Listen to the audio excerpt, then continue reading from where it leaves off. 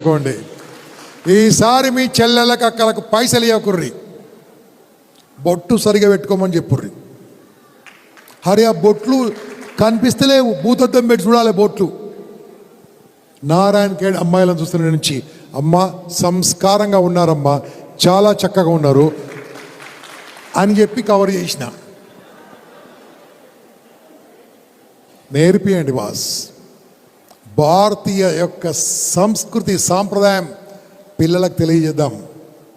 ప్రపంచానికి ఇచ్చింది విజ్ఞానం భారతదేశం, మళ్ళీ ఇవ్వబోతుంది. చూడండి, మ్యాక్సిమం 10 yearsలో India will rule the total world. Already మనం 5వ ప్లేస్కి వచ్చాం జీడిపిలో, ఎకానమీలో.